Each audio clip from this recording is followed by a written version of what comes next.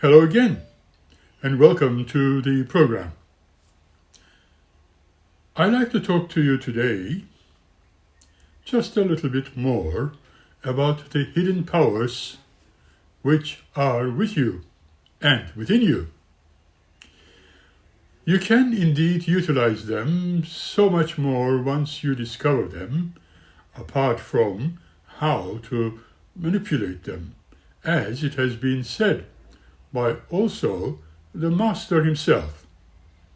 Whatever you so choose, you may have health, wealth, and happiness. But you first need to have faith. Not necessarily a religious one, but a faith that is determined that you trust these powers that you truly have. Or the doctor can help you combat the disease. Faith and trust must go hand in hand. There are no two ways about it. That you can do it as well as anyone else is a fact, and that has been demonstrated beyond question. The best workers in the field of science, even in the Christian-like or theocratic science, give more attention to teaching their pupils or students and patients how to help themselves than they do in instructing them how to help others. The fundamental principles which make mental therapy possible were outlined in the program Live Longer and Love It. 1. The superconscious exercises complete control over the functions and conditions of the body. 2. The superconscious is constantly immune to control by suggestions of the conscious mind. 3. These two propositions being true, the conclusion is obvious that the functions and conditions of the body can be controlled by suggestion from the conscious level of the mind. Perhaps it would be wise to turn back to that other program and look at the words of Jacques Romano, the friend of our friend. The whole signs are showing mental therapy embraced in these three basic principles. They contain all that you need to know when you attempt to heal yourself or ward off the encroachment of disease. The process of making a particular application of these principles is equally simple. The main purpose of mental therapy is to arouse the catalytic power of the superconscious level of the mind and focus its curative force directly on the ailment or disease. The five senses of perception are the channels through which exterior stimulation is communicated to the brain. Medicine has determined that the stimuli, or what one sees, hears, touches, tastes, and smells, pass through the thalamus, wearing his house, the superconscious, before the impulses reach the conscious mind to become conscious thoughts.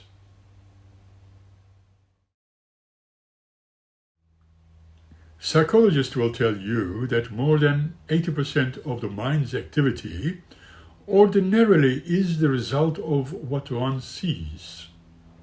It is obvious, then, that is superconscious, being in the path of such stimuli before they are even consciously recorded, can be aroused to its greatest effort by the process of seeing them by any other means of sensory stimulation. The act of seeing with the physical eyes is a counterpart in seeing with the mind's eye. This is the great secret of visualization. It has been found that you will worry because you have made a mental picture of your troubles, real or imagined, real or fancied. If you can relax the muscles of your eyes, you cannot worry, says Albert Edward Wigan, widely known psychologist. If you can quit looking at your troubles, they will disappear. Now, these statements are made on the basis of 20 years of experiment by Dr. Edward Jacobson of the Psychological Laboratory of the University of Chicago. They are supported by 60 years of related experiments by scientists all over the world. No more important discovery for health and happiness has ever been made in the studies of the body and mind. To convince yourself, you should first notice if you have lost money, or a loved one, or feel inferior or fear. You may lose your job, or are jealous, or have had a lover's fight or quarrel, or your rent is overdue. You have pictures, visual images in your mind of the things or persons involved. You will be astonished to discover you are always looking at your mental worries and troubles.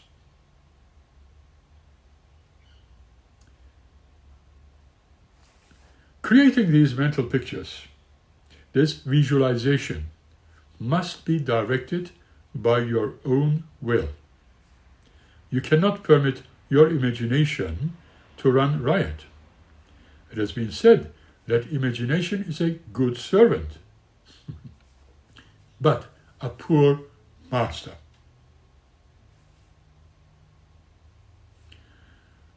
I personally employ, says Germain, a combination of visualization and affirmation to increase the vibrational rate of the superconscious in preparation to employing autosuggestion.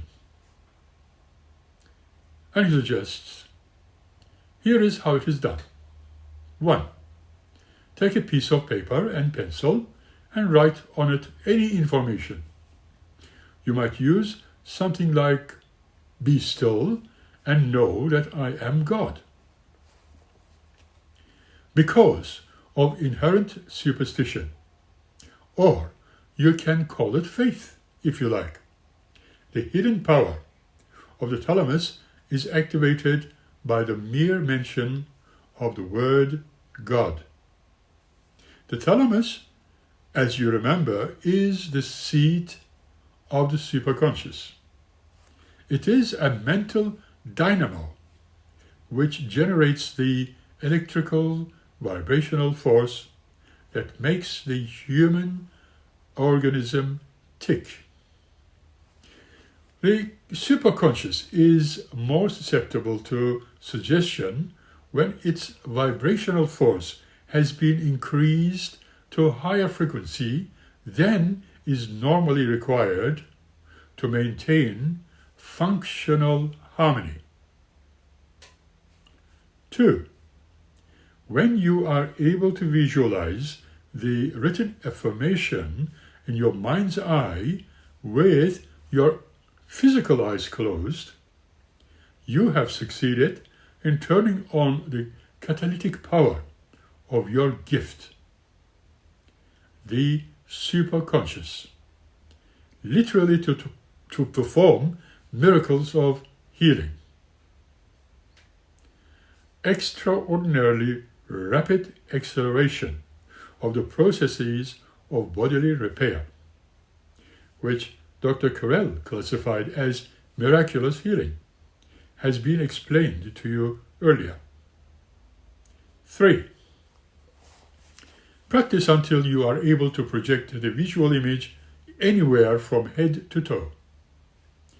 This is the way to channel the curative power of your superconscious directly to the afflicted spot or organ. 4. Once you have acquired complete control, the next step is to mentally come out to the superconscious, specifically to rid you of a particular pain, ache, discomfort, tension, congestion, or ailment. You must remember that the superconscious has to be treated as a separate or distinct entity. That, of course, is not. It is inseparable, united with the human organism as a whole. But it is essential that you treat it separately. Constant reiteration of the command to the superconscious will give you therapeutic aid and produce the desired results eventually. When this effect is distinctly felt, the matter should be dismissed from your mind altogether, and your attention directed to other things. If any remnants or pain or discomfort remain, ignore them, for the superconscious has been put on the job. Once your superconscious tackles a job, it will be completed. Believe it. But you must give it continued conscious support by feeling completely confident of its ability to heal you. At the start, the only real difficulty and obstacle in the way of success you will find as a beginner, perhaps, lies in the fact that you probably lack confidence. The education of your whole life has been such as to cause you to look with distrust upon any but material remedies.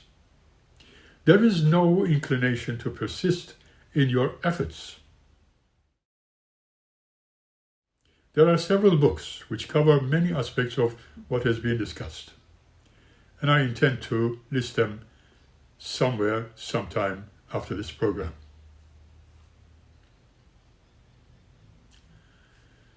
Now, your first vitally important effect in mental therapy is faith. Deep, subjective faith. You must never fail to realize that the suggestions conveyed by you, your conventional education, or what you must combat, neutralize and overcome by stronger and more emphatic counter-suggestions if you intend to succeed. Expressing it is all in your mind, as John Davies contributes to the following. The experiments in hypnotism have shown that suggestion which is only the act of implanting an idea in another mind, can cause an increase or decrease of the sugar content of the bloodstream. And for this reason, suggestion is now being used to treat diabetes also. Suggestion, which directly affects only the mental reality, can even bring about organic changes in the bodily tissue.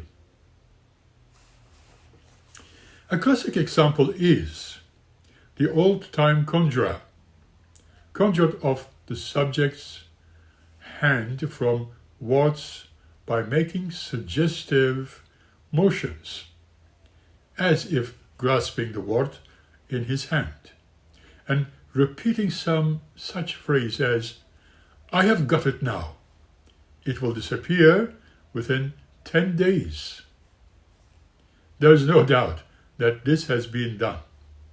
But the only magic involved was the magic of suggestion, implanting the idea within the subject's subconscious that the wart was going away. Dr. Cleckley, famous neurologist at the University Hospital, Augusta, Georgia, USA, has told me that he has removed a great many warts and benign growths by hypnotic suggestion. I have personally seen a large bed sore, inflamed and speckled with pus pockets, completely disappeared within 3 days, following a suggestive treatment.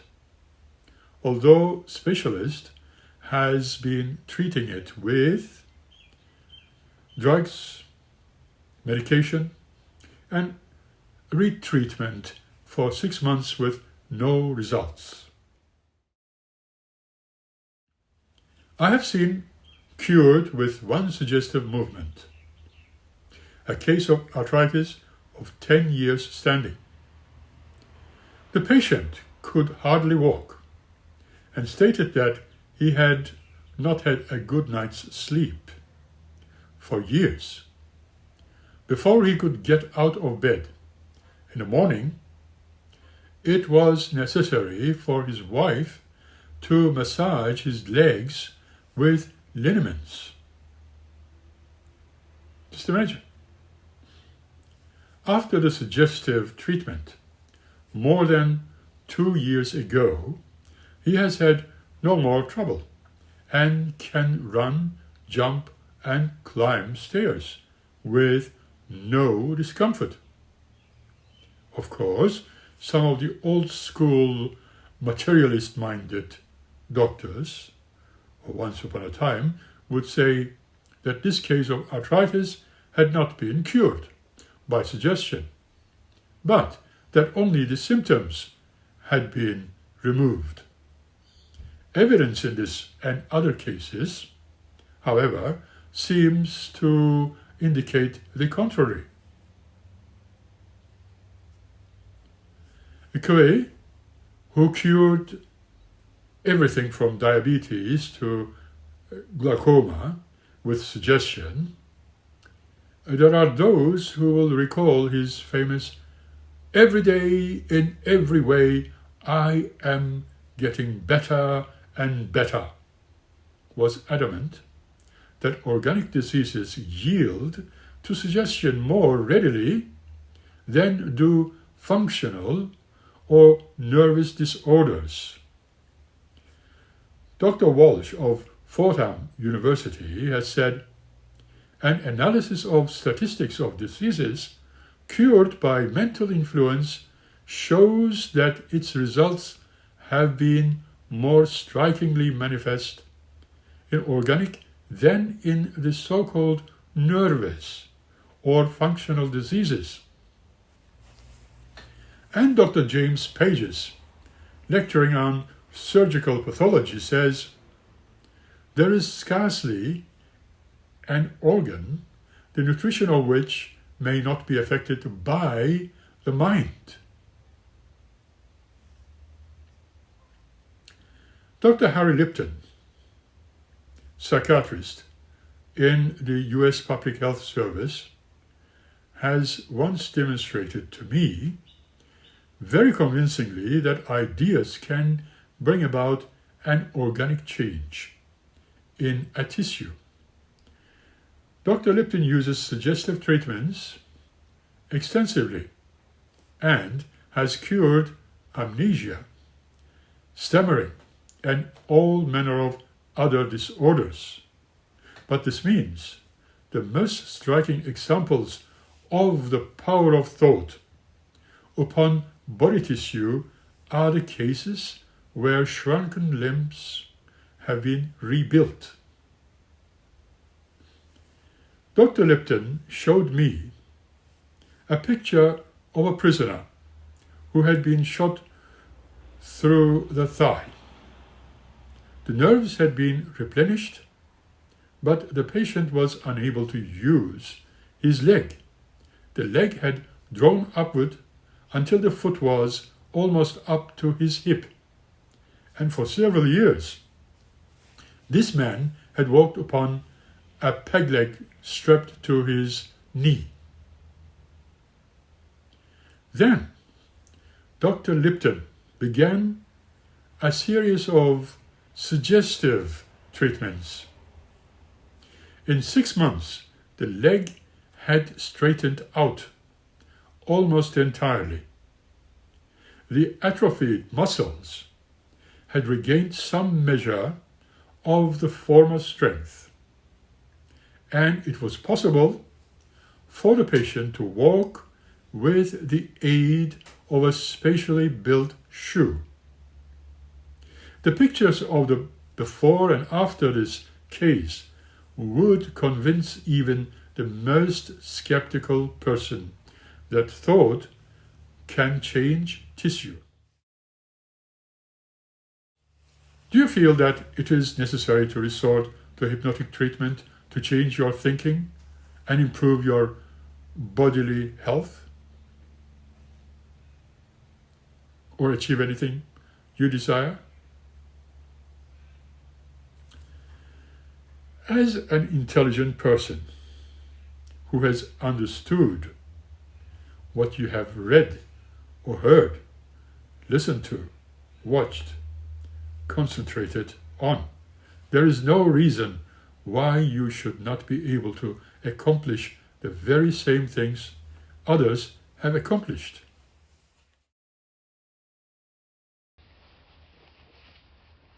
The examples of hypnotism are given only to illustrate just what the human mind is capable of doing. The reason that hypnosis often produces such spectacular results is that it affords an excellent method of implanting an idea in the superconscious. The superconscious is impersonal. It will not reason why or question any suggestion offered to it. As it is a creative organism, it will go on to work immediately to transform the suggestion into fact. It makes no difference who plants the suggestion in your subconscious or superconscious. There is no reason why you, as an intelligent being, cannot quite effectively plant any suggestion in your own superconscious. You can do so as effectively as any hypnotist, and there is no need for you to utilize hypnosis. Now, after all, the years of background education you will have to overcome to get through to the superconscious. It is only the person of inferior intelligence who will or may require the help of a hypnotist, in this case, to make contact with his superconscious. You must, therefore, have confidence in yourself. You must not allow the slightest doubt to nullify the effectiveness of your suggestions. You must be prepared to combat all the counter efforts of your habitual everyday thinking.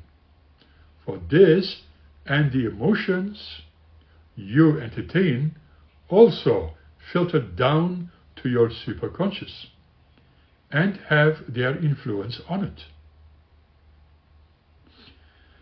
You must be prepared to combat the negative thoughts of your conscious. They, along with all your other thoughts, eventually filter through the superconscious and work quite as effectively as hypnotic suggestions, but counter to your therapy or therapeutic thoughts. Praying without ceasing is merely keeping a constant watch over your thoughts. If you constantly think of ill health and constantly talk about your aches and pains and troubles, you are impressing the idea of ill health and trouble on your superconscious. For superconscious, having the power to influence bodily functions, proceeds to realize these thoughts in your body. Fear, anger, hatred, pessimism, and destructive thinking have their influence on you. They make you ill, just as if you had transmitted a clear message to your superconscious, saying, perhaps, "Go on, make me sick." You must not beg the subjective forces to make you sick. Yet some people do exactly that. I've seen many of them.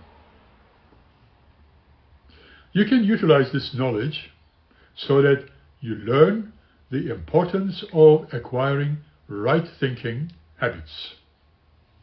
Only with these habits you will learn how to control the creative forces of the superconscious. Then your automatic or sympathetic nervous system will be within your own control. Keep that in mind. This power is yours. You have only to discipline the use of your reason. You have but to exercise properly your free will. The effectiveness of mental therapeutics has been proved by the countless number of so-called faith cures. I'm sure you have heard, read, or watched many of them. The magazine and newspapers often wonder at these phenomena and are interested in publishing them. Perhaps you too have wondered, perhaps you have even been inclined to doubt. Yet such cures are possible if only you have faith, patience, and perseverance. I like to emphasize this point. Whatever you desire for yourself, affirm it for others, and it will help you both. We reap what we sow. If we send out thoughts of love and health, they return like bread cast upon the waters. But if you send out thoughts of fear, worry, jealousy, anger, hatred, etc., we will reap the results in our lives. Man is the sum of his own thoughts. So the question is, how are we going to entertain only the good thoughts and reject the evil ones? That's a good question. At first, we cannot keep the evil thoughts from coming from anywhere, but we can keep from entertaining them. The only way to do this is to forget them, which means substituting something for them. This is where the ready-made affirmation comes in. When a thought of anger, jealousy, fear, or worry creeps in, just start your information going. The way to fight darkness is with light. The way to fight cold is with heat. The way to overcome evil is with good. Affirm the good, and the bad will vanish. At first, the battle might be hard, but it is the first-time effort at controlling the superconscious that is the most difficult. You, my friend, need to be persistent until you are healed. After that first time, you will find each successive time that there will be less resistance to overcome from the pattern of habit. That goes for anything and everything. Once you triumph over illness, mental or organic, the reasoning of the conscious level of your mind no longer interposes itself as an obstruction. Soon, it concurs in the truth of your suggestion. Once you possess both objective and subjective faith in your own power, you will find that you can operate with your superconscious line of no resistance whatsoever. Once you attain this point, the rest comes easy. You now have acquired ability to affect, say, and instantaneously cure a headache. You can quickly put a stop to any pain. You are on the verge of being able to direct your own body to heal itself, to replenish yourself, to regenerate and grow anew. How few illnesses there are, and not the result of and encouraged by psychosomatic disturbances. Certainly a broken bone will not be set by the superconscious, but its capacity to heal will be hastening or hastened. And so many of the illnesses that afflict man are amenable to control by the mental processes. Perhaps you have stopped for a moment and said to yourself, "This doesn't seem credible." It is impossible. Let us recap then. Recapitulate then for an instant the process of applying the principles of autosuggestion, of the cure of ailment. And this ease is completely demonstrable by scientific truths. You are not called on to deny existence of matter. You are not asked to deny the reality of the disease that affects you. You are not advised to avoid a doctor. Quite the contrary, you are told directly to seek the assistance and comfort of your family physician or family doctor. It is the only logical thing to do, especially if an illness fails to respond rapidly enough to your own mental therapy. Thorough examination of thousands of cases of mental therapy has pointed to one thing. No cure ever was effected by this method until the superconscious level of the patient's mind was impressed with a belief in the efficacy of the means employed. No cure ever will be effected without this belief. This is the basic requirement of every form of mental therapy. Remember, Christ enjoined upon his followers the simple scientific fact that faith on the part was a condition precedent to their receptions of the benefits of his healing power. He compelled his followers to believe by publicly demonstrating that power. A few simple rules stemming from his teaching and laid down here are all that is required to become proficient with a little practice in the science of self-healing. There are simple rules, but they are rules nevertheless. You must believe. The rules you must understand intelligently. They are rules you can understand because you are intelligent. They are not mere theory without practice. The science of healing is as old as mankind. Max Long, in his The Secret Science Behind Miracles, tells how the ancient kahunas of Hawaii used the magic powers of suggestion to heal the sick and also to evoke fatal illnesses by means of death prayer.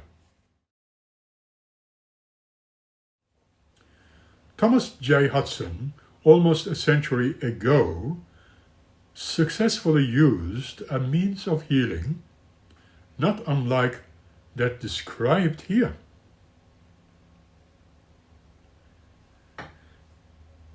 The science of healing has been demonstrated again and again. It is obviously eminently practical, not only as means of healing disease and dis-ease, but also as a means of warding off their encroachment. Once you have mastered this hidden power of the great gift, you will find its chief value in the almost unlimited power which it gives you to prevent disease. It is this very power that Dr. MacDonald describes in telling how the human body wards off cancer in 4 out of every 5 persons. You have only to retain the mental attitude of denying the power of disease to obtain mastery over you. When you recognize the first symptoms of approaching illness, start immediately a vigorous course of therapeutic suggestion. Direct the superconscious to focus its healing powers on the organ or section of the body involved. Prevention is far more simple than cure. By persistently following the course of attack outlined Here, you will soon discover that you possess perfect mastery over your own health. This is one of the greatest of your hidden powers. Your hidden powers harvest for health. The power of suggestion is so strong, so powerful, so mighty that it can bring to you bodily healing over a sort that can only be termed miraculous. Yet there is no miracle about this at all. By combining the powers of visualization and affirmation in preparation to employing autosuggestion, you can cure your own self-induced ailments and render yourself immune to many of the diseases to which mankind has fallen heir. Here are the rules of visualization and affirmation to use. 1. On a piece of paper, write any affirmation. 2. Visualize that affirmation in your mind's eye with your physical eyes closed. 3. Practice this until you are able to project a visual image anywhere in your own body. 4. Thus being able to channel your visual image, the healing powers of the superconscious can be used to rid you of pain, discomfort, ache, tension, congestion, or ailment of any kind. To effectively bring these powers into use by yourself, you must 1. Have confidence in yourself. 2. No doubts to nullify the effectiveness of your suggestions. 3. Be prepared to counteract all efforts of your habitual day thinking that may be contrary to your curative desires. 4. Never dig the subjective forces to make you ill by using such phrases as such and such or so and so makes me sick. This brings us to the end of this episode. Thank you for watching, and we will meet again by the next episode. Keep smiling and be happy. Thank you.